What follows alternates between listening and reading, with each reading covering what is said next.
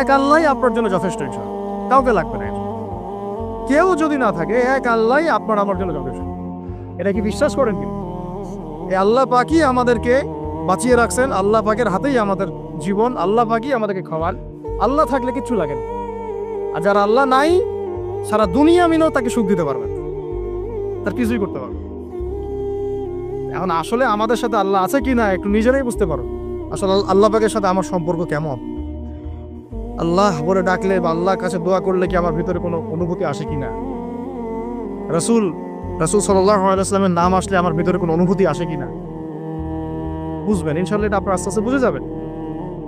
তাহলে নিজের তাজকিয়ার দিকে ফোকাস করেন, এবং তাজকিয়া অর্জন করার জন্য অবশ্যই সোহবত লাগে।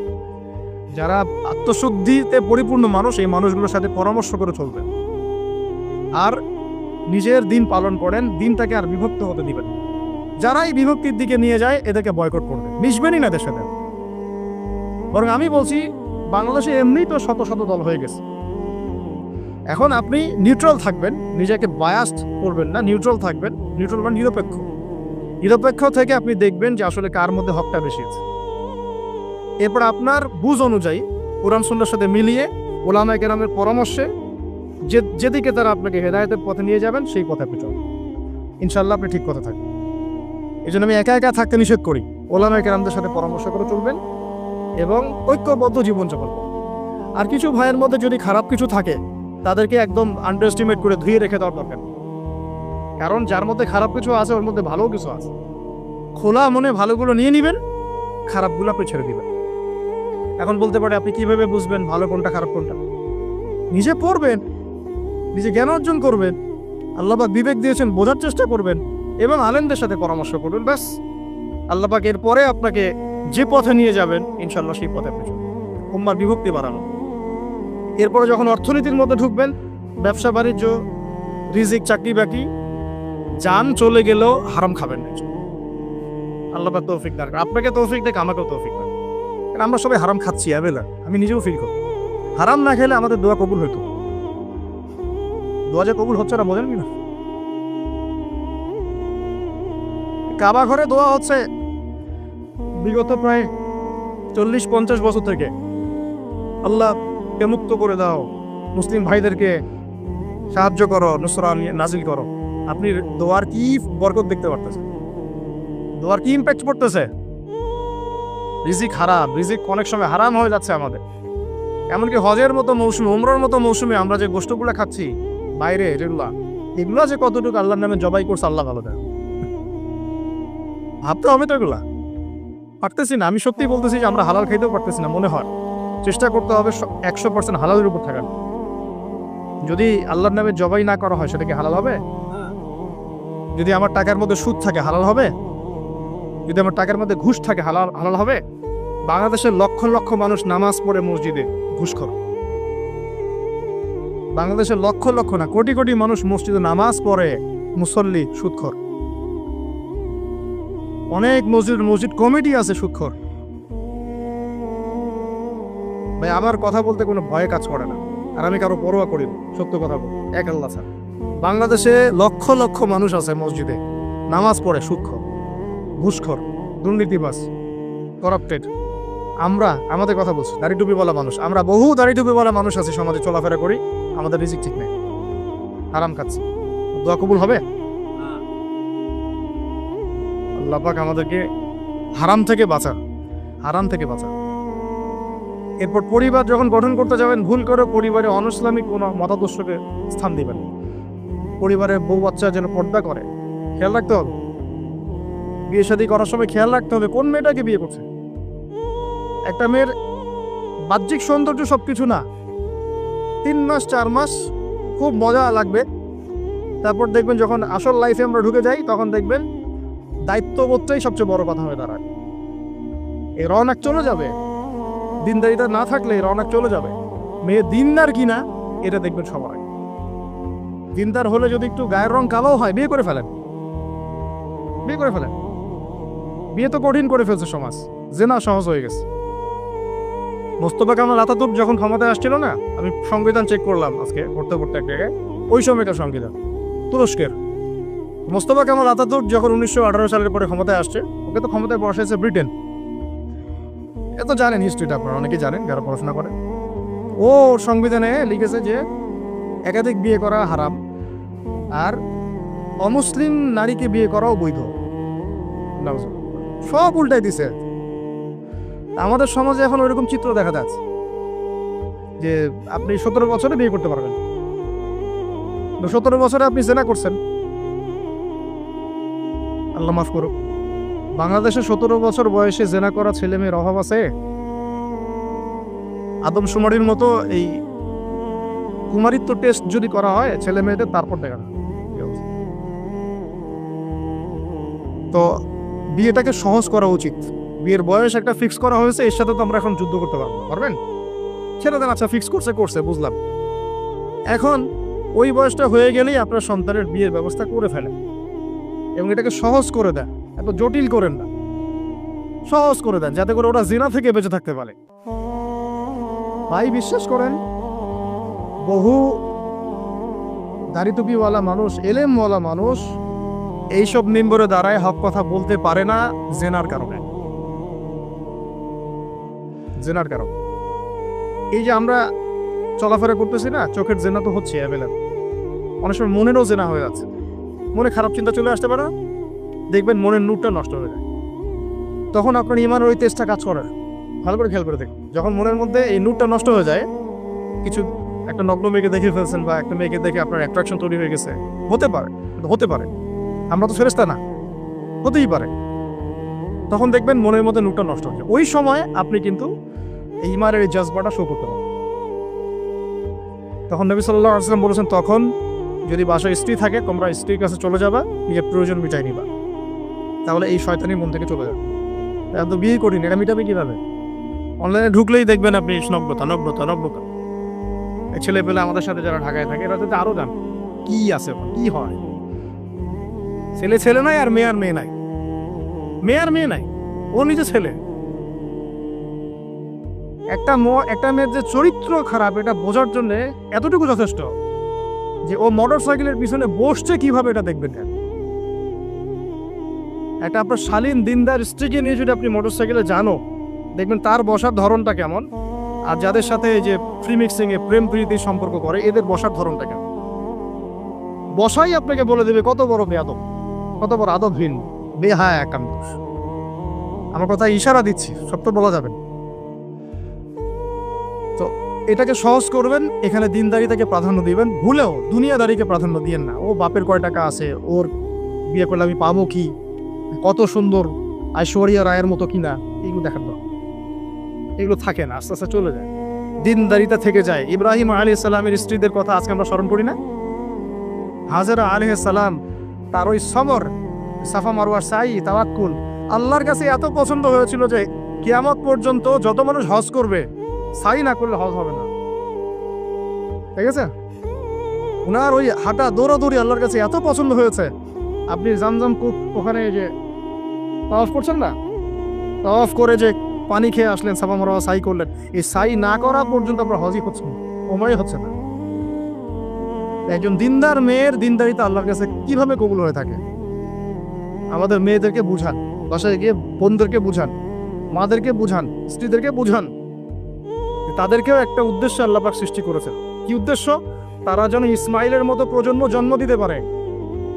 তাদেরকে সিরিয়াল দেখার জন্য পড়ানো হয়, তাদেরকে এই রং তামাশা করার জন্য আর স্নো পাউডার মেখে বাইরে ঘোরার জন্য পড়ানো হয় নাই। এবং এটাকে কন্ট্রোল তো আমাদেরকে করতে হবে। এই যে বললাম, কন্ট্রোল করতে গিয়ে যদি দেখেন পারতেছেন, আপনার দ্বারা হচ্ছে না, তখন কি প্রয়োজনে ডিসকানেক্টেড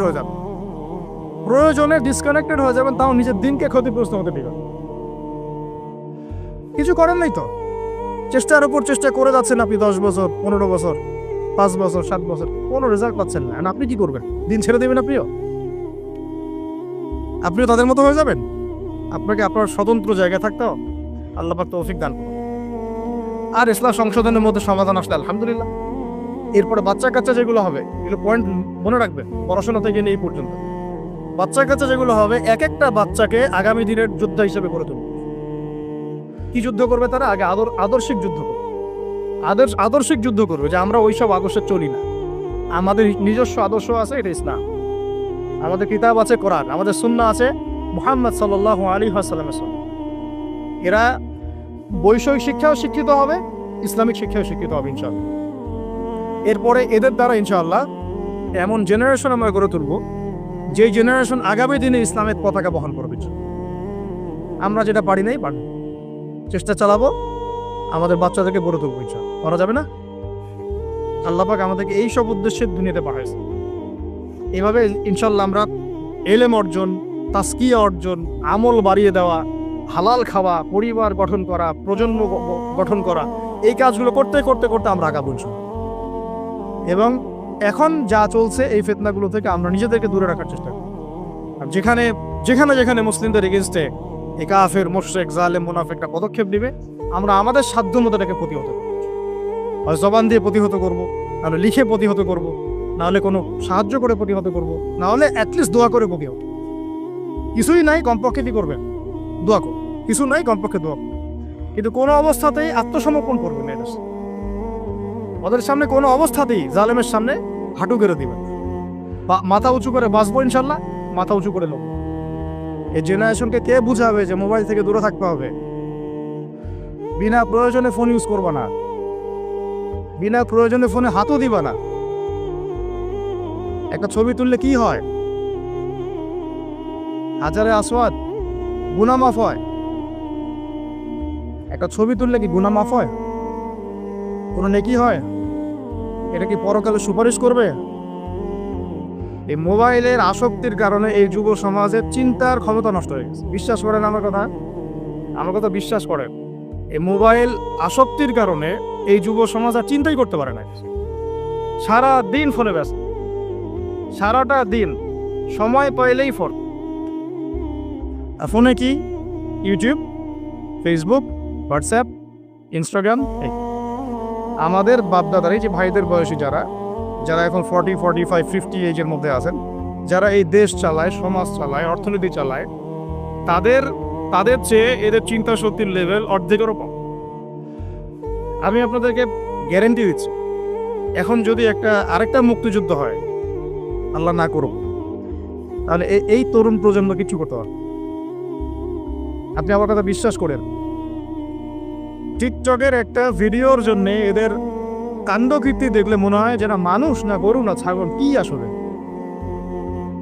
আর আমরা তো ঢাকা শহরের মতো শহরে থাকি, একটা টিকটকের ভিডিও বানানোর জন্য এরা যে কি করে চিন্তা করতে হবে।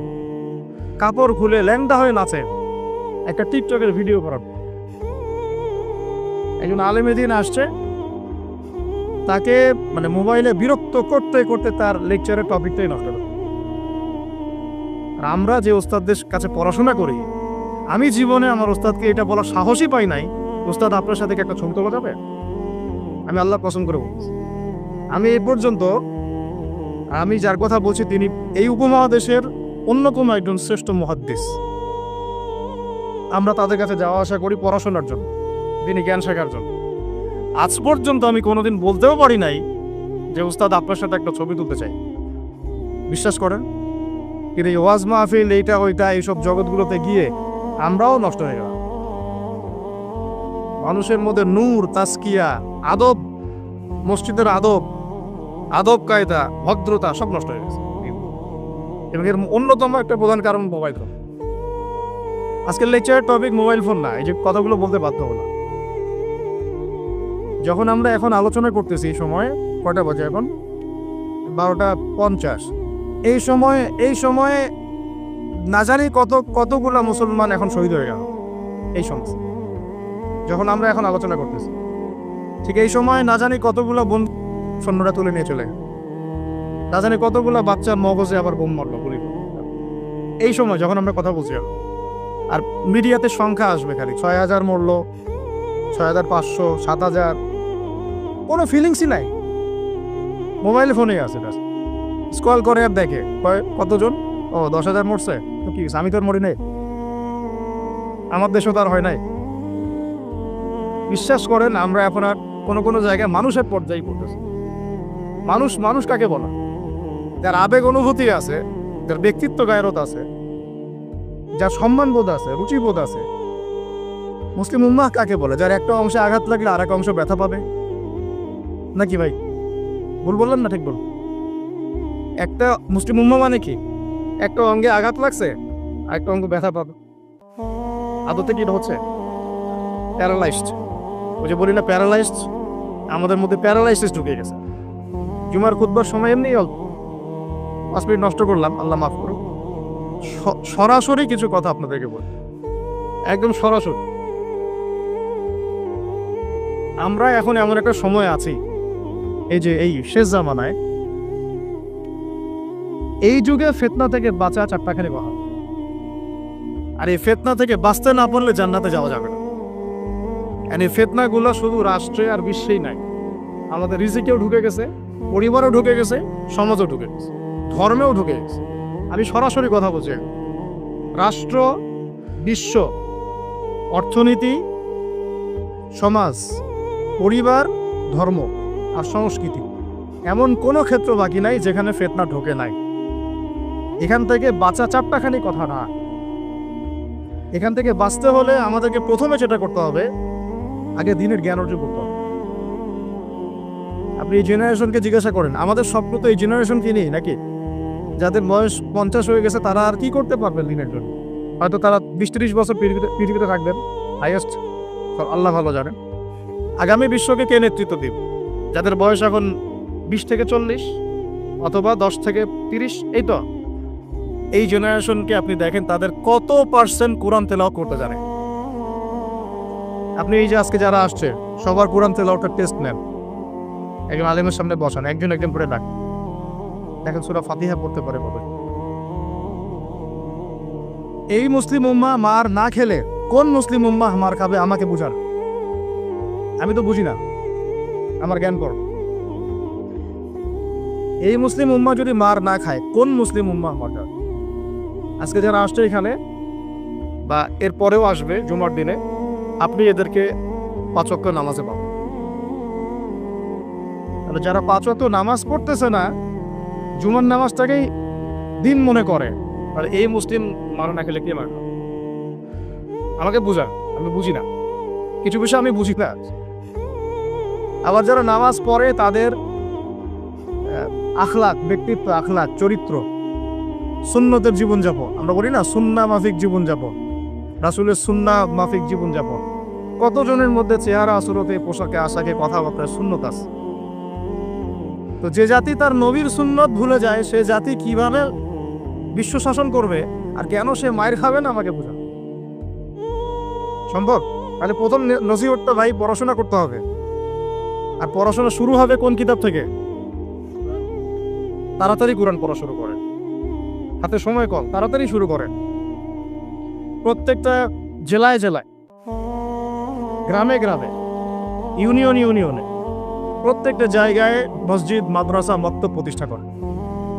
আছে, নাই তা না, অবশ্যই আছে, এটা আমাদের সৌভাগ্য। প্রত্যেক জেলায় মাদ্রাসা আছে, প্রত্যেক জেলায় মাদ্রাসা আছে, মহিলা মাদ্রাসা আছে, বক্তব্য আছে, আরো অনেক কিছু আছে, দারুল ইলমগুলো আছে। কিন্তু আমরা আমাদের সন্তানদেরকে পাঠাচ্ছি কি না? আমরা আমাদের বাচ্চা কাচ্চাদেরকে পাঠাচ্ছি কি না? আমাদের যুবকরা সেখানে আসে কি না? আপনারা তো ফ্যান্টাসিতে অনলাইনে দিন শিখতে চান। 3টা মাস কোনো আলেমের কাছে বসে কি ক্লাস করেছেন? কখন একটা কিতাব কি পড়েছেন? অনলাইনে একটা ভিডিও দেখে কি শিখবেন? অনলাইনে দিন শিখতে গেলে আপনি এটাই শিখবেন, অমুক যা বললো তমুকের বিরুদ্ধে, আর তমুক যা বললো অমুকের। অনলাইন এটাই শিখবেন আপনি। আর এটার পিছনে এক শ্রেণীর ইউটিউবার, ফেসবুকারও দায়ী। শুধু সে ব্যক্তি দায়ী তা না, এরাও, মিডিয়াও দায়ী আছে। অমুক যা বললো তমুকের বিরুদ্ধে, আর তমুক যা বললো অমুকের বিরুদ্ধে। মানুষ মজা পায়, ওর কন্টেন্টের ভিউ বেশি হয়, কামাই বেশি, দিনের তো ক্ষতি হয়ে গেল।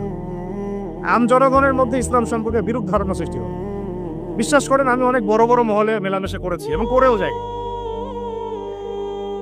আমি ফখর করছি না, অনেক সময় এমপি মন্ত্রীরাও পর্যন্ত ফোন করে কথা বলেন যে আপনি অর্থনীতি সম্পর্কে যা বলছেন এর সাথে আমরা একমত।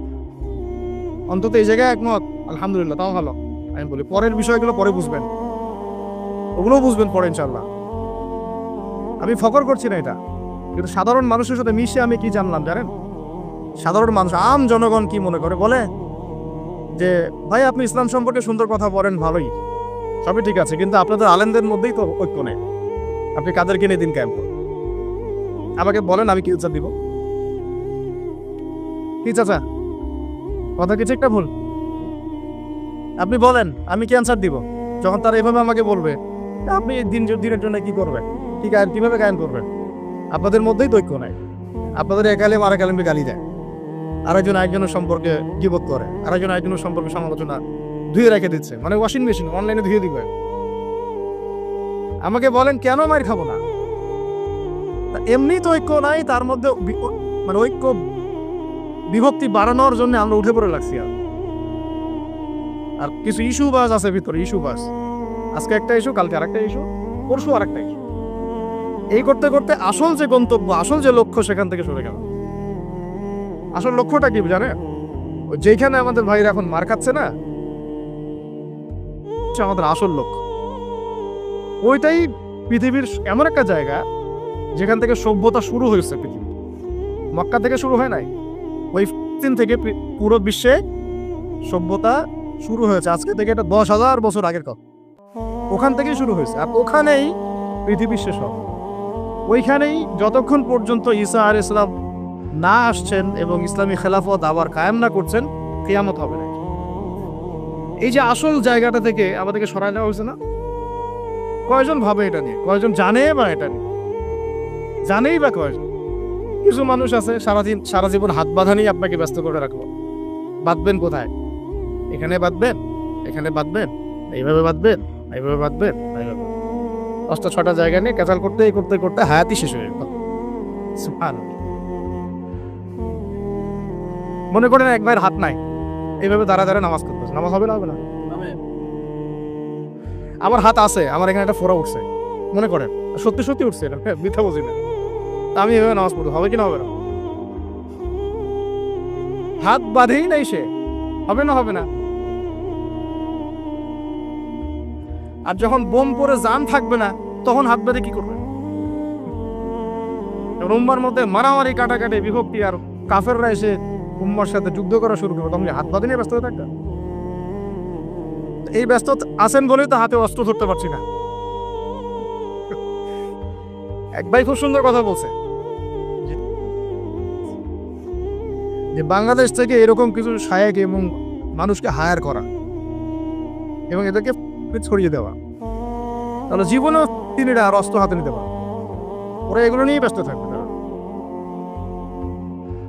আল্লাহ না করুক, যদি আল্লাহ না করুক, আমরা দোয়া করি, কিন্তু আমরা আশঙ্কা তো করি, আল্লাহ না করুক যদি শান্তিপূর্ণ এই বাংলার মাটিতেও কখনো এরকম পরিস্থিতির সৃষ্টি হয়, আল্লাহ না করুক, দোয়া করি আমরা, তখনও এক শ্রেণীর মানুষ এগুলো নিয়েই ব্যস্ত থাকবে। আপনাকে আপনার মূল লক্ষ্যটা থেকে সরায় দেওয়া হচ্ছে। এটা বোঝার জন্য, এই ফিতনাগুলো চেনার জন্য ভাই, সবার আগে দিনের জ্ঞান অর্জনের কোনো বিকল্প নাই। পড়তে রাজি আছি তো ইনশাআল্লাহ, অনলাইনে দিন শিখতে পারবেন না। কিছু ভালো ভালো আলেম আছেন যাদের লেকচার হয়তো শুনতে পারবেন, শুনে আপনি উৎসাহিত হতে পারবেন, বুস্ট আপ হবেন, ইন্সপায়ার্ড হবেন, কিন্তু এটা দিন শেখার কনস্ট্রাকটিভ কোনো প্ল্যাটফর্ম না। আপনাকে খাতা কলম নিয়ে ওই স্কুল কলেজের মতোই আলেমদের কাছে আসতে হবে, সিলেবাস রেডি করতে হবে, সিলেবাসে পড়তে হবে, পড়ার জন্য জায়গা দরকার, মাদ্রাসা দরকার, মসজিদ দরকার, বক্তব্য দরকার, এগুলো আপনাদেরকে করতে হবে। আর যেখানে আছে সেগুলোকে আবাদ করতে হবে। যেমন মসজিদ করেছেন, আবাদ করেন এটাকে। মসজিদ মানে নামাজ পড়ে দরজা বন্ধ করে রেখে দিব, এর নাম মসজিদ? মসজিদ মানে এখান থেকে দিনের দাওয়াতটা ছড়াবে, দিনের শিক্ষাটা ছড়াবে, তাই নয় কি? আল্লাহ রসুলকে মসজিদ সাল্লাল্লাহু আলাইহি ওয়াসাল্লাম মসজিদ প্রতিষ্ঠা করে শুধু নামাজের সময় খুলতেন আর নামাজের পরে বন্ধ করতেন। 24 ঘন্টা এখানে ইবাদত, আমল, তাজকিয়া, জিকির, আজকার হতো না? এখনো তো মদিনায় হয়। মক্কা মদিনায় কি এখনো বন্ধ থাকে 1 মিনিটের জন্য? এখানে দার্স হচ্ছে, ওইখানে নামাজ হচ্ছে, ওইখানে আলোচনা হচ্ছে, চলতে থাকে সবসময়। এটা হলো মসজিদের ফাংশন। এই মসজিদ আবাদ করেন, মাদ্রাসাগুলো আবাদ করেন, আপনার ছেলেকে মসজিদে পাঠান, মাদ্রাসায় পাঠান, বক্তব্যে পাঠান। ইয়াং জেনারেশন স্পেশালি আপনারা সিলেবাস ভিত্তিক পড়াশোনা করেন। এই ফ্যান্টাসি দিয়ে কিচ্ছু হবে না, আবেগ দিয়ে, ফ্যান্টাসি দিয়ে কাজের কাজ কিছু হবে না। খুব আবেগ লাগতেছে, খুব কষ্ট হচ্ছে আমার জন্য, খুব কষ্ট হচ্ছে পুরো বিশ্বের প্রেক্ষাপটে মুসলিমদেরকে দেখে, কিন্তু আপনি তো ইসলাম সচেতনের দিকে আসছেন। মাঝে মাঝে নামাজ পড়ছেন, কোনোরকম 5 ওয়াক্ত নামাজ করলেও সুন্নাহ মাফিক জীবনযাপন করছেন না। জিনায় লিপ্ত হয়ে যাচ্ছেন, সুদ খাচ্ছেন, অর্থনৈতিক জীবনের কথা বলছেন, এখানে সুদ খাচ্ছেন, ব্যবসায় প্রতারণা করছেন, রাজনীতি করতে গিয়ে আপনি তাগুতের দিকে চলে গেছেন। এক কথায় তাগুতের দিকে। তাগুত মানে আল্লাহ বাদ দিয়ে যার উপাসনা করা হয়। আমরা এখানে আল্লাহ পাকের বিধানে দাসত্বের চাইতে মানব রচিত বিধানের দাসত্ব বেশি করেছি এবং করছি, এখনো করছি, করে যাচ্ছি। কিছু করার নাই, কারণ পুরো বিশ্বটা এইভাবেই তো ফাংশন করা। যাদের গলায় জাতিসংঘের দড়ি আছে এরা তো এখান থেকে বেরোতে পারবে না। পারবে? পারবে না। তাহলে ওদের আন্ডারে যে রুলস এন্ড রেগুলেশনস এর আওতায় তো চলতে হবে। কিন্তু শিরক হয়ে গেল, এখানেও তো শিরক হয়ে গেল। মার না খাওয়ার কোনো কারণ নাই আমাদের এখন। এই পর্যন্ত যে আমরা শান্তিপূর্ণভাবে নামাজ কালাম পড়তে পারছি আল্লাহ পাকের রহমত। বিশ্বাস করেন আল্লাহ পাকের খাস রহমত। জানি না কত বছর এই রহমত থাকবে এইভাবে যদি আমরা সতর্ক না হই। সতর্ক হওয়ার জন্যই বলছি ভাই, এগুলো নিয়ে আমরা অনেক ভাবি, না বুঝে না জেনে একটা শব্দ বলছি না। আল্লাহর কসম, আমি না বুঝে না জেনে না স্টাডি করে একটা কথা বলতেছি। শেষ জামানার সবচেয়ে ইম্পর্টেন্ট জায়গা ওই, পুরো বিশ্বটা ওইখানে গিয়ে আস্তে আস্তে শেষ হয়ে যাবে। সামনে যত বড় বড় ঘটনা, মালহামা মানে মহাযুদ্ধ, তারপরে ইমাম মাহদির আগমন, তার আত্মপ্রকাশ, তাদেরকে নিয়ে বিশ্বটাকে শাসন করবে, তারপরে ঈসা আলাইহিস সালামের আগমন, সাথে মুসলিমদের যুদ্ধ, তারপরে ওই আবার বিজয় করা, ওইখানে ঈসা আলাইহিস সালাম আবার 40 বছর খেলাফত চালাবেন, 40 বছর। এই পুরো ঘটনাগুলো ওই জায়গা কেন্দ্র করা, আমাদের কোনো হদিসই নেই। আরো অনেক বিষয় আছে, কিন্তু মূল কথাটা হচ্ছে আমরা পৃথিবীতে হাসি থামাশা করতে, ঠাট্টা ছলনা করতে আসি না। আল্লাহ পাক প্রত্যেককে কিছু না কিছু দায়িত্ব দিয়ে পাঠাইছেন এবং আমাদের প্রত্যেককে আল্লাহ পাক পরীক্ষা করছেন, এবং এই হায়াতের রিজিকের নিয়ামতের আল্লাহ পাক আমাদের কাছে পাই পাই করে হিসাব দিবেন। এই যে শ্বাস নিচ্ছে একটা শ্বাস, এই একটা শ্বাসের হিসাব আল্লাহ পাক নিবেন। একদিন নবীজি একটা বাগানে ঢুকলেন, তিনি ক্ষুধার্ত, সাথে আবু বকর সিদ্দিক। আবু বকর, তোমার বাসায় কি খাবার আছে? ইয়া রাসূলুল্লাহ, আমার বাসায় খাওয়া নেই। তো চলো। ওমর, রাস্তায় ওমরের সাথে দেখা। ওমর, কি অবস্থা? ইয়া রাসূলুল্লাহ, ক্ষুধার্ত, বাসায় খাবার নেই, আমার বাসায় খাবার। তিনজনে হাঁটতে হাঁটতে ঢুকলেন তালহা রাদিয়াল্লাহু আনহুর বাগানে। সেখানে মাশাআল্লাহ ঠান্ডা পানি খেলেন, খেজুর খেলেন, তৃপ্তি করে খেলেন। মাশাআল্লাহ, সে বাগান অনেক সুন্দর, বড় ছিল। খেয়ে নবী সাল্লাল্লাহু আলাইহি ওয়াসাল্লাম বললেন, সুম্মা লাতুসআলুন্না ইয়াওমাইযিন আনিন নাঈম, যে অবশ্যই কিয়ামতের দিন আল্লাহ পাক এই ঠান্ডা পানি সম্পর্কেও আমাদেরকে জিজ্ঞাসা করবেন। আমরা প্রস্তুত নিঃশ্বাসের জবাব দেওয়ার জন্য, হিসাব দেওয়ার জন্য, পানির হিসাব দেওয়ার জন্য? ঠান্ডা পানিতে গোসল করে আসছেন আজকে সবাই, তৃপ্তি পেয়েছেন। শুকরিয়া কখন আদায় হয় যে আল্লাহ পানি নাজিল করেছে, এই জন্য তোমার শুকরিয়া। খেলাম 4টা ভাত, এই 4টা ভাত নাই। আমার কথা বিশ্বাস করেন, কথাগুলো আমি কলিজা থেকে বলছি। আমি জীবনে খাওয়ার হাতে নিয়ে 2 দিন কেঁদেছি। একদিনের ঘটনা আমি বলতে পারবো না, এটা কিয়ামতের মাঠে দেখা যাবে। অনেক বাধ্যবাধকতা আছে, আমরা বলতে পারবো। তবে খাওয়ার কথা ছিল আমার খিচুড়ি। আমার সাথে 3-4 জন গেস্ট ছিল। আমি বাসায় ফোন করেছি, আমার সাথে গেস্ট আছে, কি রান্না করলে ভালো হয়? বললাম খিচুড়ি করলে ভালো হয়, খেয়ে ফেলবে তাড়াতাড়ি। ওই খিচুড়ি খাওয়া হলো না, কোন একটা কারণে খাওয়া হলো না। একদিন পর সেই খিচুড়ি খেতে পারলাম। দেখলাম যে একদিন পর যে খাবারটা আমার কাছে এসেছে এটা খিচুড়ি, যে খিচুড়ি আমার বাসায় খাওয়ার কথা ছিল। ওই দিন ওইটা দেখে আমার চোখ দিয়ে পানি পড়লো যে এই খাবারটা আমার এখানে খাওয়ার কথা ছিল, অন্য কোনো খাবার। আর একদিন এই যে 8 তারিখ না 9 তারিখে যখন আমরা আমার বাসায় খাবার নিয়ে আসছে, রোজা করলে তো খাইতে ভালো লাগে নাকি বল? ইফতার করার পরে খাবারটা খেতে ভালো লাগে না? শান্তি লাগে। রুটি, গরম গরম রুটি, খাসির গোশত, খুব ফেভারিট খাবার মুসলিমদের। বিশ্বাস করে খেতে পারতেছি না, মিথ্যা কথা বলছি না, ফখর করেও বেশি বলছি, আল্লাহর কসম, আল্লাহ সাক্ষী। কারণ আমাদের বাচ্চারা তো খেতে পারছে না ওখানে, আমার বোনরা খেতে পারতেছে না, আমার ভাইরা খেতে পারতেছে না। ওরা খাচ্ছে একটা জিনিসই, বুলেট আর আকাশ থেকে বোম। আমরা তৃপ্তি করে খাচ্ছি, একবার ফিকিরও হয় না যে এর জন্য আল্লাহ শুকরিয়া আদায় করতে হবে, আমাদের কৃতজ্ঞতা স্বীকার করা উচিত, ওদের কষ্টে আমাদের ব্যথিত হওয়া উচিত। খাবারটুকু পাঠাতেও তো পারছি না, যে আমরা সবাই 10-20 টাকা করে তুলে 1 কোটি টাকা ফান্ড একটা কালেক্ট করে পাঠাই দিব, এই সুযোগটাও তো পাচ্ছি না। এত সহজ কি ব্যাপারটা? কে যাবে, কে দিবে? আর যারা কাজ করছে তারাও অথেন্টিক কিনা আসলে এই জায়গায় যাচ্ছে কিনা, ওরা পাচ্ছে কিনা, চতুর্দিক থেকে অবরুদ্ধ যায়। আমরা সবাই মিলে আমাদের ভাই বোন শিশুদেরকে ওখানে মরার জন্য ছেড়ে দিয়েছি। এটাই সত্য কথা, এবং এর জন্য পুরা উম্মাকে জবাব দিতে হবে, পুরা উম্মাকেই জবাব দিতে হবে। সবচেয়ে বড় জবাব দিতে হবে আরবের নেতাদেরকে, আশপাশের যারা নেতা আছে এদের, আরবের যে নেতারা আছে এদেরকে বিগত 70 বছর ধরে এরা যা যা করেছে এর উত্তর দিতে হবে, জবাব দিতেই হবে, কোনো উপায় নাই।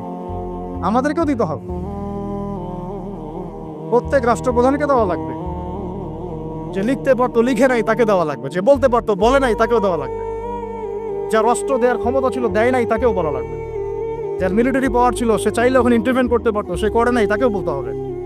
আর যারা ওদের সাথে আতাত করে বন্ধুত্ব করেছে এরা তো মুনাফিক, পাক্কা মুনাফিক, পাক্কা মুনাফিক। এরাই তো তারা যারা কাফেরদের সাথে জাহান্নামের তলদেশে থাকবে, মুসলিমদেরকে বাদ দিয়ে মুনাফিক বন্ধুত্ব করেছে। যে না আমাদের ভাই বোনদেরকে মেরে ঝাঁঝরা করে ফেলাচ্ছে, আমি ওর সাথে বন্ধুত্ব করতে পারি? কি বলে আপনাদের ইমান? আর এই কথাগুলো কি উগ্রবাদী কথা হয়ে গেল? সত্যি কথা, আর সত্যি কথা বলার পরে কি হবে সেটা তো দেখার দরকার নেই, আল্লাহর কাছে আমাকে জবাব দিতে হবে, এটাই আমার ফিকির। তো যারা দোয়া করতে পারবে তারা যদি দোয়া না করে আল্লাহর কাছে জবাব দিতে হবে, যারা বলতে পারে যদি না বলে আল্লাহর কাছে অ্যান্সার দিতে হবে, যারা খাবার পাঠাতে পারতো তারা পাঠায় নাই আল্লাহর কাছে অ্যান্সার দিতে হবে। একটু ভেবে দেখেন না, আপনার যদি একটা বাচ্চা কখনো এমনি মারা যায় তাহলে আপনার কেমন লাগবে? আল্লাহ না করুক। একটা বাবার জন্য সবচেয়ে কষ্টের কোন সময়টা বলেন না? নিজের সন্তানকে দাফন করুন। আমরা তো কখনো করি নাই এটা, আমরা বুঝবো কিভাবে? যে ঘুমটাওয়ালা কিছু লোক বসে বসে অনলাইনে বলতেছে যে এগুলো ফিতনা, এটাই, ওরা কি কখনো নিজের সন্তানকে দাফন করেছে নাকি? কখনো কষ্ট স্বীকার করেছে নাকি? কখনো রিমান্ডে গিয়েছে নাকি? মায়ের খেয়েছে নাকি? কখনো জেল খাটছে নাকি? ও তো সুখে আছে, 3 বেলা খাচ্ছে দাচ্ছে, মাশাআল্লাহ, সুখে শান্তিতে জীবন যাপন। ও কি বুঝবে উম্মার কষ্ট? ও কি বুঝবে বাচ্চাদের কষ্ট, এই মা বোনদের কষ্ট? আর আমরা সর্বোচ্চ বলতে পারতেছি, ব্যাস, কিন্তু সচেতনতা তো তৈরি করা দরকার। আপনার ছেলে যদি বলে ওখানে কি হচ্ছে, ওকে বলা উচিত, বাবা ওখানে কিছু শয়তান আছে, এই শয়তানগুলা আমাদের নিরীহ বাচ্চাদেরকে মেরে ফেলছে, তুমি যখন বড় হবা তোমাকে আল্লাহ পাক সামর্থ্য দিলে তুমি শয়তানগুলোকে মেরে ফেল। বাচ্চাকে শেখানো উচিত। ওরা 100 বছর থেকে ওদের বাচ্চাকে এগুলো শিখাইছে, ওরা 100 বছর থেকে ওদের বাচ্চাদেরকে শিখাইছে যে মুসলমানরা হচ্ছে পৃথিবীর সবচেয়ে জঘন্য প্রাণী, ওদেরকে যখনই দেখবা তখনই মারবা, ওদের সাথে শত্রুতা করা তোমার উপর ফরজ। এটা ওরা শিখাইছে ওদের বাচ্চাদের। আমাকে বলেন, কোন মানুষ, একটা সুস্থ স্বাভাবিক মানুষ হাসপাতালে বোমা ফেলতে পারে কি? বলেন, সে হোক বা খ্রিস্টান বা হিন্দু বা বৌদ্ধ বা মুসলিম, মুনাফিক, যেই হোক, কোনো মানুষ কি হাসপাতালে বোম ফেলতে পারে? কিভাবে ফেলল? তাহলে কি পরিমাণ ক্ষোভ তারা ভিতরে ভিতরে লালন করে আপনার কি বোঝার বাকি আছে? ওরা সুযোগ পাইলে একটাকেও ছাড়বে না, সবাইকে মেরে খাবে। এই জন্য অল্প অল্প করে আগাচ্ছে, অল্প অল্প, আস্তে আস্তে। আমি এটা নিয়ে বিস্তারিত আলোচনা করছি বিগত প্রায় 1 মাস থেকে, আরো 5 বছর থেকে বলে আসতেছিলাম। লাস্ট 1 মাসে আপনারা দেখছেন এখন কি হচ্ছে। ধারাবাহিক এরকম সেশন আসবে ইনশাল্লাহ। আরো অনেক কথা আছে, কিভাবে এই জায়গাটা আসলো, এটা চারটাখানি কথা না, বিশাল হিস্ট্রি। এমন অনেক সময় হয়েছে, এগুলো কিছুই না, এমন অনেক সময় হয়েছে 1 দফাতে 2.5 লক্ষ মানুষকে মেরেছে তারা ওই জায়গাতে, 1 দফাতে। 1940 সালের কথা বলছি, এক্স্যাক্টলি 1939 সালের জুলাইয়ের দিকে কথা, 1939 সালের দিকে কথা বলছি। ওই সময় এরা ওখানে এদের মধ্যে প্রায় 2.5 লক্ষ মানুষকে মেরেছিল। 2.5 লক্ষ মানুষ উপরে কি মনে হয়? এভাবে যদি আমি পরিসংখ্যান দিতে থাকি, এখানে আজকে 3-4টা কথা, আমার কাছে কিতাবও আছে রেডি করা, ইনশাআল্লাহ আল্লাহ পাক চাইলে ওটা পাবলিশ হবে ইনশাআল্লাহ। তখন আপনারা বাসায় পড়ে নিয়ে দেখেন কি হচ্ছে। তো মূল কথাটা হচ্ছে, ভাই আমি তো দোয়া করতে পারি, আমার তো করা উচিত, আমার ব্যথিত হওয়া উচিত, আমার কুনুতে নাজেলা পড়া উচিত। যদি আমার আরো বড় সামর্থ্য থাকতো, অ্যাটলিস্ট ওখানে ত্রাণ পৌঁছানো উচিত ছিল, বা আরো যদি বড় ক্ষমতা আল্লাহ পাক আমাকে দিতেন, তাহলে ওদের মুখের সামনে বলা উচিত ছিল এটা অন্যায়, জুলুম, এর প্রতিবাদে আমরা জাতিগতভাবে পাশে আছি, এবং মুসলিম রাষ্ট্রগুলোর ঐক্যবদ্ধ হয়ে একটা ফোরাম গঠন করা উচিত ছিল ওদের বিরুদ্ধে। কিসের শান্তি চুক্তি আর কিসের নেগোসিয়েশন? কোনো কথা আর বাকি আছে? এদের সাথে একটা ভাষাই বাকি আছে এখন, অস্ত্রের ভাষা, যুদ্ধের ভাষা। একটা ভাষাতেই কথা বলা বাকি আছে, আর কোনো ভাষাই নেই এদের সাথে কথা বলা। হাসপাতালে বোম ফেলে 600টা মুসলিম বাচ্চাকে হত্যা করে ফেলছে, তোমার সাথে কিসের কথা? একটা কথাই হতে পারে, সেটা হলো যুদ্ধের ভাষা, অথবা এই পুরো ভূমি থেকে তোমরা চলে যাবে পশ্চিমে, পুরা ছেড়ে দিবা। এটাই ছিল আমাদের ভাষা। কিন্তু বিগত 75 বছর ধরে আমরা এগুলো করতে পারি না। একটা দুটো বছর না রে ভাই, 75 বছর ধরে আমরা এগুলো করতে পারি। আমি এখানে গলা ফাটায় আমার আবেগ ঝেড়েও কি লাভ হবে তাও জানি না। অ্যাটলিস্ট আমরা আমাদের জবাবটা তো আল্লাহর কাছে দেওয়া লাগবে। আল্লাহ পাক আপনার অপারগতাও জানেন, আপনার সামর্থ্যের সীমাও জানেন। আল্লাহ পাক দেখবেন এর মধ্যে থেকে আপনি কি করেছেন, দেখবেন কি না? এখন ভাই আমাদের কি এইসব মোবাইল, সেলফি, হাবিজাবি এগুলোই জীবন? না, আমাদের কি চিন্তা করতে হবে? একটু চিন্তা করতে গেলে প্রথম সলিউশন পড়াশোনা করতে হবে, কোরআন পড়তে হবে। যে যাই বলুক কোরআন পড়লেই হয়ে যাবে, সেই হয়ে যাবে, সব কথা বাদ দেন, আপনি কোরআন পড়েন। যে যাই বলুক না কেন, কোরআন পড়তেই হবে আপনাকে। এর অনুবাদ আপনাকে পড়তেই হবে, তাফসীর আপনাকে ঘাটতেই হবে, পাশাপাশি নবীর হাদিসগুলো আপনাকে পড়তে হবে। অবশ্যই কোনো না কোনো আলেমের উদ্বাস্তুর মতো জীবনযাপন করবেন না। এই 10-20 জন সার্কেল নিয়ে ওলামায়ে কেরামদের মধ্যে যারা হক্কানি ওলামায়ে কেরাম, তাদের কাছে এসে পরামর্শ করে চলাফেরা করবেন, যাতে আপনি বিভ্রান্তির শিকার না হন, পরামর্শ করতে পারেন। বাংলাদেশে কি আলেম ওলামার অভাব আছে? যত তাদের মধ্যে বিভক্তি থাক, যতই তারা একে অপরের সাথে কলুশনে থাক না কেন, যত দল থাক, তারপরেও আপনি ওলামায়ে কেরামের সাথেই থাকেন। তারপরে তাদের জবাব তারা দিবে, বাট আপনি আপনার জায়গার দায়িত্বটা পালন করবেন এবং হকপন্থী চিনে নেবেন। হকপন্থী আর মুনাফেক চেনার সবচেয়ে উপযুক্ত সময় কোনটা সেটাও বলে দিই। হকপন্থী ওলামায়ে কেরাম আর মুনাফেক যারা মুসলিম উম্মার ভিতরে কাজ করছে আমাদের মতো লেবাস পোশাকে, এটা চেনার, ফাইন্ড আউট করার সবচেয়ে শ্রেষ্ঠ সময় হচ্ছে উম্মার এই সংকটপূর্ণ সময়গুলো। উম্মার উপর যখন কোনো বিপদ আপদ, বালা মুসিবত, সংকট আসবে, আপনি এমনি বুঝতে পারবেন কারা মুনাফেক কারা হকের উপর। যদি আপনার বিবেক থেকে থাকে, আপনার বুঝ থেকে থাকে, এরপরেও যদি না চিনতে পারেন, অন্ধ, আপনার মতো একচোখ অন্ধ। এই মাজলুমদের বিপক্ষেও বহু আলেম কথা বলে নাই, বাংলাদেশে বলে নাই। আপনাকে আমি আর কিভাবে চিনাবো, কিভাবে চোখে আঙ্গুল দিয়ে চিনাবো যে আসলে কারা হকপন্থী কারা বাতিলপন্থী? এটুকু তো আপনার দায়িত্ব চেনার। কিভাবে এভাবে তাদের সাথে আপনি নিজের জীবনটা নষ্ট করে ফেলতেছেন?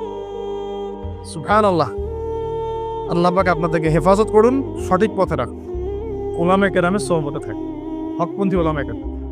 আর ভাই প্রতিদিন যে সুন্নাহগুলো আছে এগুলো আমল করুন, নিজের উপর একটা সংশোধন নিয়ে আসুন। আল্লাহ পাক ততক্ষণ পর্যন্ত আমাদেরকে বিজয় দিবেন না যতক্ষণ না আমরা পরিপূর্ণ ইসলামে প্রবেশ করতেছি। আর পরিপূর্ণ ইসলাম মানে কি শুধু জুমার নামাজ পড়া, শুধু ঈদের নামাজ পড়া? আমাকে বলেন, আপনারা তো জানেন সবকিছু। পরিপূর্ণ ইসলাম মানে কি? 5 ওয়াক্ত নামাজ তো আপনাকে পড়তে হবে। আল্লাহ যদি তৌফিক দেন, সামর্থ্য দেন, তাহাজ্জুদও পড়তে হবে, চেষ্টা করতে হবে, নফল আমল বাড়াই দিতে হবে, জিকির আজগার, তেলাওয়াত, তাসবিহ, তাহলিল বাড়াই দিতে হবে, আল্লাহর কাছে কান্নাকাটি বাড়াইতে হবে, ফিতনা থেকে দূরে আসার চেষ্টা করতে হবে, এই জগতের মোহ ছাড়তে হবে। যতটুকুতে আমার জীবন চলে যায় বাস এতটুকুতেই। আমি এইভাবেও বলতেছি আপনাদেরকে এখন সরাসরি, নিজেদের আপনজনদের মধ্যে, পরিবারের মধ্যে, বংশের মধ্যে কেউ যদি আপনাকে দিনের পথে চলতে বাধা প্রদান করে, ফিতনা সৃষ্টি করে, আপনি তার থেকেও নিজেকে সরান। দিন আপনার, জীবন আপনার, মানে আদিন আমার, জীবন আমার, ইহকাল আমার, পরকাল আমার, জবাব আমার। আমার অন্য কারো দ্বারা প্রভাবিত হয়ে দিন নষ্ট করা যাবে না, যাবে? অনেক সময় হয় না, আমাদের বংশে, পরিবারে, কাছের অনেক মানুষ আপনাকে দিনের পথে চলার ক্ষেত্রে প্রতিবন্ধকতা সৃষ্টি করতেছে। আমি বলতেছি না ওদের সাথে আপনি সম্পর্ক নষ্ট করে দেন, কাট অফ হয়ে যান, এটা বলতেছি না। বলতেছি আপনি ইসলামিক দূরত্ব মেনটেন করেন, নিজেকে নিয়ে থাকেন, আপনি আল্লাহকে নিয়ে থাকেন। তাকে আমাদের বড় বড় ইস্যুগুলো নিয়ে বেশি কথা বলা উচিত। মুসাফা এক হাতে হবে না, 2 হাতে, এর জন্য কি জান্নাত জাহান্নামের ফয়সালা হয়ে যাবে? তাই মনে হয় আপনাদের? সুবহানাল্লাহ। একজন বলছে ইশারা করতে হবে তাশাহুদে এভাবে, আরেকজন বলছে একটু নড়াতে হবে। এই মাসআলাটার জন্য কি আপনার জান্নাত জাহান্নামের ফয়সালা হয়ে যাবে মনে হচ্ছে আপনার? অথচ আকীদার ঠিক নাই, এদিকে আমলের ঠিক নাই, অর্থনৈতিক জীবনের ঠিক নাই, মুআমালাতের ঠিক নাই, সম্পত্তির বন্টন মেরাসে ঠিক নাই, এগুলো ঠিক নাই, এবং আল্লাহর জমিন, আল্লাহর দিন বাস্তবায়নের কোনো চেষ্টাই নাই, অথচ এগুলো নিয়ে ব্যস্ত হয়ে আছে। আল্লাহ পাক আমাদের বিচক্ষণতা দান করুন, দূরদর্শিতা দান করুন, আমিন। আসুন, মুসাফা করতে বলেছেন নবী, তারপরে বলবেন যে মুরহু, তাকে আদেশ করুন, এখানে আদেশ মানে হচ্ছে অনুরোধ করুন, তাকে আদেশ করুন বা অনুরোধ করুন, আইয়াস্তাগফিরুল্লাহ, সে যেন তোমার জন্য ইস্তেগফার করে। কে? যে ব্যক্তি হজ করে এসেছে, হাজি, তাকে সালাম দিবেন, মুসাফা করবেন, দিয়ে বলবেন যে ভাই আপনি আমার জন্য একটু দোয়া করেন। কারণ ফাইন্নাহু মাগফুরুল্লাহ, কারণ সে ব্যক্তি একজন ক্ষমাপ্রাপ্ত মানুষ। তবে একটা বিষয়, মানুষের সম্পদ আত্মসাৎ করে সুদের টাকা দিয়ে, ঘুষের টাকা দিয়ে, প্রতারণা, বাটপাড়ি, দুর্নীতির টাকা দিয়ে হজ করতে গিয়ে কতটুকু মাগফুর হয়ে আসা যাবে, এটা একটা প্রশ্নবিদ্ধ বিষয়। তো এই বিষয়গুলোকে ক্লিয়ার করে হজ করতে যাওয়া উচিত। আল্লাহ পাক আমাদেরকে তৌফিক এনায়েত করুন, আমিন। এই দিনের একটা প্রতিশ্রুতি আছে। কি প্রতিশ্রুতি? আয়েশা রাদিয়াল্লাহু আনহা থেকে সহিহ মুসলিমে এসেছে এবং জাবের রাদিয়াল্লাহু আনহু থেকে ইবনে হিব্বানের 3853 নম্বর হাদিসে এসেছেন। আল্লাহ রাব্বুল আলামিন এই দিনে হাজীদেরকে দেখে বলেন, যারা আরাফার মাঠে এসেছেন তাদেরকে দেখে বলেন যে আমার এই বান্দারা দূর দূরান্ত থেকে সফর করে এখানে এসেছে। ওদের চেহারাগুলো তাকিয়ে দেখো, ক্লান্ত, ক্লিষ্ট, চুলগুলো এলোমেলো, পরিশ্রান্ত। তারা আমার রহমতের প্রত্যাশী, অথচ তারা কেউ আমার আযাব দেখে নাই। হে ফেরেশতারা, তোমরা সাক্ষী থাকো, আমি তাদের সবাইকে মাফ করে দিলাম। এবং নবী সাল্লাল্লাহু আলাইহি ওয়াসাল্লাম বলছেন যে আজকের দিনে যত মানুষকে আল্লাহ পাক জাহান্নাম থেকে মুক্তি দিবেন, অন্য কোনো দিনে এত মানুষকে আল্লাহ পাক মুক্তি দিবেন না। আল্লাহ পাক আমাদেরকে সবাইকে জাহান্নাম থেকে মুক্তি দান করুন, আমিন। তো শেষ যে বিষয়টার দিকে টাচ করে আমি কনক্লুশন দিকে যাব, সেটা হলো উম্মতে মুহাম্মাদির জন্য আজকের দিনের মধ্যে স্পেশাল কি বলেন তো? এটা হচ্ছে আমাদের মূল পয়েন্ট। আজকের দিনে ফজিলত জানলাম, আমরা আমলগুলো জানলাম, সব ঠিক আছে, কিন্তু আমাদের জন্য আসলে স্পেশাল কি জিনিস? আমাদের জন্য আজকের দিনের স্পেশাল যে বিষয়, সেটা হলো আজকের দিনে দিন ইসলাম পূর্ণতা লাভ করেছে। ইসলামের পূর্ণতা দিবস আজকে। 23 বছর দিন ইসলাম প্রচার করার পরে আজকের দিন আল্লাহ পাক বলেছেন দিন পূর্ণ করে দিলাম। বলছিলেন যে আজকের দিন এই আয়াতটা যদি আমাদের উপর নাজিল হতো, আমরা তাহলে ঈদ পালন করতাম। নবীজি বললেন এটা আমাদের ঈদের দিনই, এটাও আমাদের ঈদের দিন, সমস্যা। তো আমাদের সবচেয়ে ইম্পর্টেন্ট জায়গা এটা যে আজকের দিনে দিন ইসলাম পূর্ণতা লাভ করেছে। এখন ইসলাম যে পূর্ণতা লাভ করলো, এই দিবসটা কতজন জানে যে আজকের দিন ইসলাম পূর্ণতা লাভের দিন? আমরা অনেক দিবসের কথা জানি, আন্তর্জাতিক দিবস, জাতীয় দিবস, পারিবারিক দিবস, জন্মদিন, মৃত্যুদিন, হ্যাঁ, অনেক দিবসের কথা আমরা জানি। ইসলামের পূর্ণতা দিবস কতদিন জানেন? কতজন জানেন? দেখেন, সাংস্কৃতিক আগ্রাসন কোথায় আপনার মূল জায়গাটা নিয়ে যাওয়া হয়েছে। শেকড় ভুলে গেছে মানুষ। এখন মানুষ শেকড় ভুলে বিদেশিদের সংস্কৃতি লালন করছে, কোনো কোনো ক্ষেত্রে বিদেশি প্রভুদের দাসত্ব করছে। 23 বছর নবী সাল্লাল্লাহু আলাইহি সাল্লাম দিনের জন্য অক্লান্ত মেহনত করেছেন। ওহী আসার পর থেকে প্রথম 3 বছর গোপন দাওয়াত দিয়েছেন, একদম গোপনে গোপনে দাওয়াত দিয়েছেন। আবু বকর, ওসমান, ওমর, আলী, এরকম কিছু সাহাবী ইসলাম কবুল করেছেন। আস্তে আস্তে দাওয়াত প্রচার লাভ করেছে। যত প্রসার হয়েছে তত মানুষের অত্যাচার বেড়েছে। এক পর্যায়ে তাকে সাহাবী থেকে আবিসিনায় হিজরত করতে পাঠাতে হয়েছে। তারপর তিনি তায়েফে গিয়েছেন, ওখান থেকে রক্তাক্ত হয়ে মক্কায় এসেছেন। আবার সেখান থেকে ইয়াসরিব, মদিনায় গিয়েছেন। ইয়াসরিবের মানুষ ইসলাম কবুল করেছিল। তারা নবী সাল্লাল্লাহু আলাইহি ওয়াসাল্লামকে আশ্রয় দিলেন, সাহাবীদেরকে আশ্রয় দিলেন। নবীজি সেখানে গিয়ে একটা ইসলামিক কমিউনিটি গড়লেন, মসজিদে নববী গড়লেন, সেখানে অর্থনীতি স্ট্রং করলেন, সেখানে একটা ইমারা গঠন করলেন, সেখানে একটা জামা গঠন হলো। এরপরে যখন মুশরিকরা তাদেরকে আক্রমণ করতে শুরু করলো, তখন বদরের যুদ্ধ হয়ে গেল।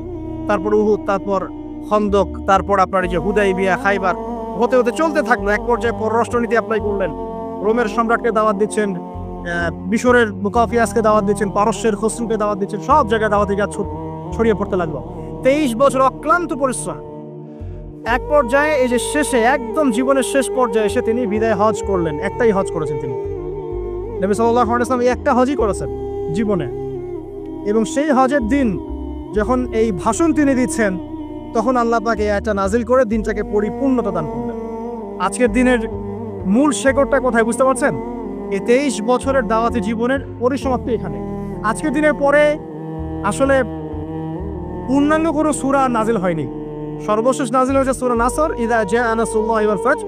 এরপরে বিচ্ছিন্ন দুই একটা আয়াত নাজিল হয়েছে, কিন্তু পূর্ণাঙ্গ আর কোনো সূরা নাজিল হয়নি। আজকের দিনের পর নবী সাল্লাল্লাহু আলাইহি ওয়াসাল্লাম মাত্র 80 বা 83 দিন বেঁচে ছিলেন। সর্বশেষ যে কথাটা আমরা শুনবো এখন সেটা হলো নবী করিম সাল্লাল্লাহু আলাইহি ওয়াসাল্লাম আজকের এই দিনে জনগণকে উদ্দেশ্য করে কিছু কথা বলেছিলেন। এই কথাগুলো বলে তিনি আজকের হজটা শেষ করেছেন। আমরা অনেকেই এই ভাষণটা সম্পর্কে জানি না।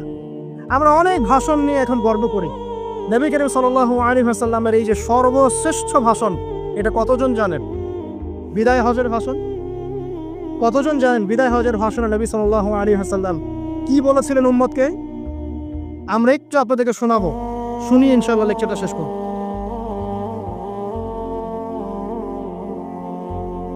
নবী করিম সাল্লাল্লাহু আলাইহি ওয়াসাল্লাম আজকের এই দিনে 31টা বিষয়ে উম্মতকে নির্দেশ দিয়েছেন। 31টা বিষয়, সবগুলো বলার সময় পাওয়া যাবে না, আমি কয়েকটা কথা বলছি। খুব ভালো হতো যদি আমি অ্যারাবিকটা বলার পরে বাংলাটা বলার সময় পেতাম। আমার হাতে 5 মিনিট সময় আছে, কারণ অ্যারাবিকটার যে ভাব গাম্ভীর্যটা বাংলা আসলে আসবে না। তারপরে আমি চেষ্টা করছি। নবী করিম সাল্লাল্লাহু আলাইহি ওয়াসাল্লাম সবার সামনে দাঁড়িয়ে দীর্ঘ 23 বছর অক্লান্ত পরিশ্রম করে দাওয়াতি মিশন কমপ্লিট করার পরে সবাইকে সমবেত করে একটা হজ করলেন। হজ করার পরে তিনি গুরুগম্ভীর কণ্ঠে বলছেন, হৃদয়ের সমস্ত আবেগ বের করে দিয়ে বলছেন, হে জনগণ, আইয়ুহান নাস, হে জনগণ, আমি জানি না আজকের পর তোমাদের সাথে আমি কখনো মিলিত হতে পারবো কিনা। কিন্তু চিন্তা করেন, সাহাবীরা সামনে দাঁড়িয়ে আছেন, নবীজি দাঁড়িয়ে এই কথাটা বলছেন, হে জনগণ, আমি জানি না আজকের পরে আমি তোমাদের সাথে মিলিত হতে পারবো কিনা। অতএব যে ব্যক্তি আজকে আমার এই কথাগুলোকে স্মরণ রাখবে সে যেন অন্যের কাছে এই কথাগুলো পৌঁছে দেয়। হতে পারে যার কাছে পৌঁছে দেওয়া হচ্ছে সেই এই কথাগুলোকে বেশি সংরক্ষণ করতে পারবে। আল্লাহ পাক তার প্রতি রহম করুন যে আমার এই কথাগুলোকে অন্যের কাছে পৌঁছে দিন।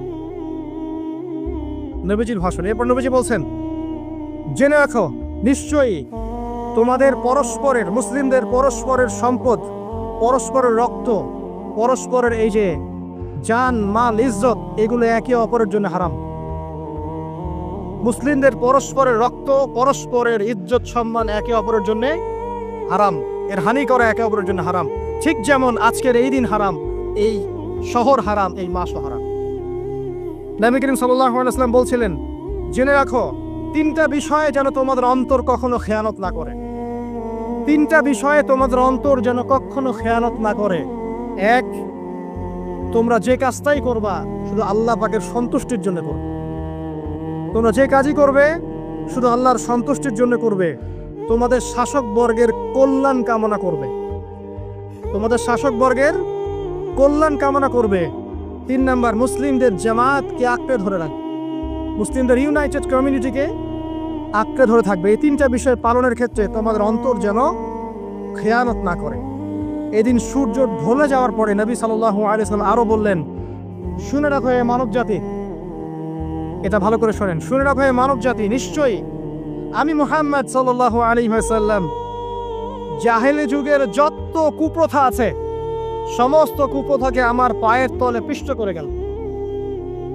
জাহেলি যুগে কি ছিল ভাই? শিরিক ছিল, সুদ ছিল, মাদক ছিল, নারীর অবমাননা ছিল, কন্যা সন্তানকে দাফন করা হতো, রক্তক্ষয়ী, হানাহানি, মারামারি, কাটাকাটি ছিল। এগুলো সবকিছুকে আমি আমার পায়ের তলে দাফন করে গেলাম। এটা কি দাফন হয়েছে? তিনি বলছেন, নিশ্চয়ই আমি জাহেলি যুগের সুদকে আমার পায়ে তলে পিষ্ট করে যাচ্ছি। সর্বপ্রথম যার সুদ আমি পিষ্ট করছি তিনি হচ্ছেন আব্বাস ইবনে আব্দুল মুত্তালিব, আমার চাচার সুদ। নিজের পরিবার থেকে দৃষ্টান্ত স্থাপন করলেন। তিনি আরো বললেন, হে উপস্থিত জনগণ, তোমরা মেয়েদের ব্যাপারে সতর্ক থাকবে এবং তোমাদের স্ত্রীদের ব্যাপারে সতর্ক থাকবে, তাদের হকের ব্যাপারে সতর্ক থাকবে, কেননা তোমরা তাদেরকে আল্লাহর কালিমার মাধ্যমে হালাল করে নিয়েছো। অতএব তাদের ব্যাপারে তোমরা সতর্ক থাকবে। তোমাদের উপর তাদের হক হচ্ছে তোমরা যা খাবে, যা পরবে, তাদেরকেও তাই খাওয়াবে, তাই পরাবে। আর তাদের উপর তোমাদের হক হচ্ছে তারা তোমাদের বিছানায় এমন কাউকে আসতে দিবে না যাদেরকে তোমরা অপছন্দ করো। নবী করিম সাল্লাল্লাহু আলাইহি ওয়াসাল্লাম আরো বলছেন, এই দিন আইয়ুহান নাস, হে মানব জাতি, তারাকতু ফিকুম আমরাইন, জেনে রাখো আমি তোমাদের সামনে মাত্র 2টো বস্তু ছেড়ে গেলাম। কয়টা বস্তু? লাম তাদিল্লু মা তামাসসাকতুম বিহিমা, তোমরা কোনোদিন পথভ্রষ্ট হবে না যতদিন এই 2টা বস্তুকে আঁকড়ে ধরে থাকবে। কিতাব আল্লাহ, আল্লাহর কিতাব, ওয়া সুন্নতি নবীহি, এবং তার নবীর সুন্নাহ। তিনি আরো বললেন, আল মুসলিম, জেনে রাখো প্রকৃত মুসলিম সে ব্যক্তি মান সালিমাল মুসলিমুনা মিন লিসানিহি ওয়া ইয়াদিহি, যে ব্যক্তির হাত এবং জবান থেকে অন্য মুসলিম নিরাপদ থাকে, সেই ব্যক্তি হচ্ছে প্রকৃত মুসলিম। আল মুহাজির, আর প্রকৃত মুহাজির সে ব্যক্তি মান হাজারা মা নাহাল্লাহু আন, আল্লাহ পাক যা নিষেধ করেছেন সেখান থেকে যে দূরে থাকে, সেই ব্যক্তি প্রকৃত মুহাজির, মানে হিজরতকারী। তিনি আরো বললেন, মনে রেখো আমি তোমাদের সবার আগে হাউজে কাউসারে চলে যাব, সুবহানাল্লাহ, এবং সেখানে আমি তোমাদের জন্য অপেক্ষা করতে থাকবো। অতএব শোনেন, অতএব তোমরা আমার চেহারাকে কালিমালিপ্ত করো না, মানে আমার চেহারায় কালিমালিপ্ত করো না, আমার নাম নষ্ট করে দিও না। আমি তোমাদের সংখ্যাধিক্য দেখে আল্লাহর কাছে গর্ব করব, আমাকে তোমরা অপমানিত করো না। আজকে কি আমরা তার দায়িত্ব পালন করে উম্মাহ হতে পেরেছি? নবীজি বলেছেন, তা আমার চেহারাকে কালিমালিপ্ত করো না, সুবহানাল্লাহ। তিনি বলছেন, ওই সময় কিছু মানুষ থেকে আমি মুক্ত হয়ে যাব, আর কিছু মানুষ আমার থেকে মুক্ত হয়ে যাবে। বলা হলো, কারা ইয়া রাসূলুল্লাহ? তিনি বলছেন, আল্লাহ পাককে আমি বলবো, ইন্নাহুম মিন্নি, হে আল্লাহ এরা আমার উম্মাহ, এরা আমার উম্মত, আমার সাহাবী। আল্লাহ পাক বলবেন, ইন্নাকা লা তাদরি মা আহদাসা বা'দাক, তুমি জানো না হে নবী, তোমার মৃত্যুর পর এই মানুষগুলো, পরবর্তী মানুষগুলো তোমার দিনের মধ্যে কত বেদাত সংযোজন করেছেন। তিনি আরো বলেছিলেন, হে জনগণ জেনে রাখো প্রত্যেক পরিবারের জন্য প্রতি বছর একটা করে পশু জবাই করার বিধান, প্রত্যেক পরিবারের জন্য, সামর্থ্যবান পরিবারের জন্য প্রত্যেক বছর একটা করে পশু জবাই করার বিধান রয়েছে। তিনি আরো বললেন, মনে রাখো একজনের অপরাধের শাস্তি আরেকজন কখনো পাবে না, আর বাবার দোষে ছেলে কখনো দুষ্ট হবে না, ছেলের দোষে বাবাও কখনো অপরাধী হবে না। তিনি আরো বললেন, জেনে রাখো হে মানব জাতি, নিশ্চয়ই শয়তান এই বিষয় থেকে নিরাশ হয়ে গেছে যে তোমরা শয়তানের ইবাদত করবে। শয়তান নিরাশ হয়ে গেছে, কিন্তু শয়তান নিরাশ হয়নি একটা বিষয় থেকে, যে তোমরা একে অপরে হানাহানি, কাটাকাটি, ফিতনা, ফাসাদে ব্যস্ত থাকবে, যেমনটা এখন আমরা করছি। আমরা কিন্তু সরাসরি কখনো শয়তানের ইবাদত করছি না, করছি? মুসলিমরা এখন পরস্পরে হানাহানি, কাটাকাটি, ফাসাদে লিপ্ত আছে। তিনি আরো বললেন যে একজন মুসলিমের জন্য হালাল নয় অন্য মুসলিমের সম্পদ আত্মসাৎ করা, যতক্ষণ না সে স্বেচ্ছায় খুশি মনে তোমাকে সম্পদ প্রদান করে। অতএব তোমরা একে অপরের প্রতি জুলুম করবে না। তিনি আরো বললেন, সাবধান, আমার ইন্তেকালের পরে তোমরা একে অপরের গর্দান উড়িয়ে কাফের হয়ে যেও না। সাবধান, আমার ইন্তেকালের পর তোমরা একে অপরের গর্দান উড়িয়ে কাফের হয়ে যেও না। তিনি আরো বলেছেন, একজন মুসলিম আরেকজন মুসলিমকে গালি দিতে পারে না। যদি একজন মুসলিম আরেকজন মুসলিমকে গালি দেয়, এটা হচ্ছে ফাসিকি, এবং একজন মুসলিম যদি আরেকজন মুসলিমের সাথে যুদ্ধ করে, এটা হবে এক প্রকার কুফরি। তিনি আরো বলেছেন, হে জনগণ জেনে রাখো আমার পরে কোনো নবী নেই, আর আমার পরে তোমরা ব্যতীত আর কোনো উম্মত নেই। এর চেয়ে স্পষ্ট কথা হতে পারে? আমার পরে কোনো নবী নেই, আর আমার পরে তোমরা ছাড়া কোনো উম্মত নেই। তাহলে আমরা যখন নতুন নতুন নবী বানিয়ে নিচ্ছি, কোনো কোনো ক্ষেত্রে বলছি একজন ব্যক্তি ছিলেন, সে নিজে ঈসাও ছিল, সে মাহদিও ছিল, সে নবীও ছিল। এবং দিন দিন মানুষ এই খাতায় নাম লেখাচ্ছে, সুবহানাল্লাহ। সর্বশেষ তিনি বললেন যে যদি তোমাদের উপরে, হে মানব জাতি জেনে রাখো, যদি তোমাদের উপরে একটা নাক কাটা কালো কুৎসিত কোনো আমির বা শাসকও চলে আসেন, এবং সে যদি তোমাদেরকে আল্লাহর রাস্তায়, আল্লাহর কিতাব সুন্নাহ অনুযায়ী পরিচালিত করেন, তোমরা অবশ্যই তার আনুগত্য করবে, তার বিরুদ্ধে বিদ্রোহ করবে না, তার আনুগত্য করবে। জেনে রাখো, শেষে তিনি বলেন, জেনে রাখো হে মানব জাতি, আজকে থেকে কুল্লুকুম মিন আদম, তোমরা সবাই আদম সন্তান, ওয়া আদামু মিন তুরাব, আর আদম হচ্ছে মাটির সন্তান।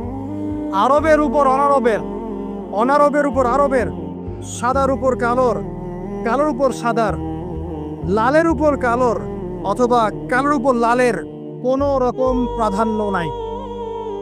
ইল্লা তাকওয়া, শুধু তাকওয়া ব্যতীত। যে ব্যক্তি বেশি মুত্তাকি, সে আল্লাহর কাছে বেশি মর্যাদার অধিকারী হবে ইনশাআল্লাহ তাআলা। সর্বশেষ তিনি আঙ্গুলটা উঁচু করলেন, নিজের শাহাদাত আঙ্গুল উঁচু করে আকাশের দিকে তাকালেন, এরপর জনগণের দিকে তাকালেন, তাকিয়ে বললেন যে তোমাদের ব্যাপারে, হে জনগণ, তোমাদের ব্যাপারে আমাকে আল্লাহ জিজ্ঞাসা করবেন। ফামা আনতুম কাইলুন, তোমরা ওই সময় কি বলবে আমার সম্পর্কে? তখন সাহাবীরা বললেন, আমরা বলবো যে আপনি বাল্লাগতা রিসালাতাক, আপনি আপনার রিসালাত পৌঁছে দিয়েছেন, ওয়াজ্জা আমানাতাক, আপনার আমানত পূর্ণ করেছেন, ওয়া নাসাহতা উম্মাতাক, এবং আপনি আপনার উম্মতকে নসিহত করেছেন। এরপরে তিনি আকাশের দিকে তাকিয়ে বললেন, আল্লাহুম্মা ফাশহাদ, হে আল্লাহ আপনি সাক্ষী থাকেন।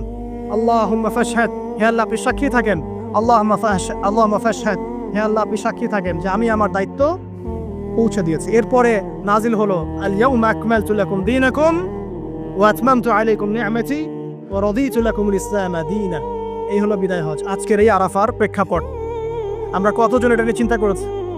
1 মিনিট একটু বলে শেষ করি। দেখেন, শেষ ওসিয়ত যেগুলো হয় মানুষের, এটা খুব হৃদয় বিদারক হয় না? বাবা ইন্তেকাল করছেন, সন্তানের জন্য ওসিয়ত করে যাচ্ছেন, মাকে দেখিস, ইত্যাদি ইত্যাদি। হৃদয় বিদারক হয় না? মানুষ সারা জীবন মনে রাখে না? বাট আমরা আমাদের এই নেশন, এই উম্মাহ, নবী সাল্লাল্লাহু আলাইহি সাল্লাম উম্মাহ বলে আমরা যারা দাবি করছি, আমাদের মধ্যে বেশিরভাগ মানুষ নবী সাল্লাল্লাহু আলাইহি সাল্লামের শেষ এই নসিহতগুলো ভুলে গেছে।